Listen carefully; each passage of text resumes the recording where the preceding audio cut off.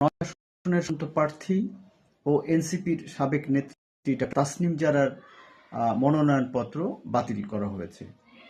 শনিবার বেলা 11টার দিকে ঢাকা জেলা রিটার্নিং কর্মকর্তা জারার মনোনয়নপত্র বাতিল ঘোষণা করেন। এ বিষয়ে তাসনিম জারা বলেন, আমি আপিল করব।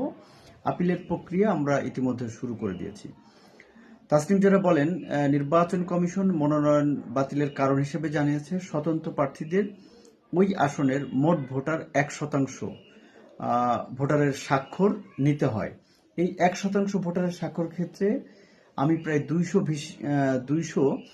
বেশি স্বাক্ষর জমা দিয়েছি।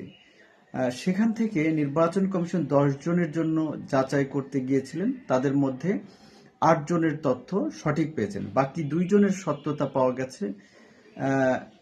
তবে ওই 2 জন ঢাকা 9 এর ভোটার না। ওই 2 জন জানতেন ঢাকা 9 এর ভোটার তারা। তাদের ঠিকানা খিলগাঁও হলেও এলাকার কিছু অংশ ঢাকার আরেকটি আসনের সঙ্গে যুক্ত। তাসনিম যারা বলেন, অভিযোগ করে বলেন, ওই 2 জনের জানা কোনো সুবিধা জানার কোনো সুযোগ ছিল না যে তারা ঢাকা 9 এর ভোটার না। নির্বাচন কমিশনের ওয়েবসাইট থেকে এ ধরনের কোনো তথ্য তারা নিতে পারেননি। ভোটার নাম্বার সংগ্রহ করতে পারেননি। তারা জানতেন যে 9 এর ভোটার তারা, সেই জন্য স্বাক্ষর করেন। এর মধ্যে একজনের ব্যতিক্রম এসেছে। তার কাছে যে জাতীয় পরিচয়পত্রের কপি রয়েছে তাতে তিনি ঢাকা 9 এর ভোটার, কিন্তু নির্বাচন কমিশন বলছে তিনি এই আসনের ভোটার নন।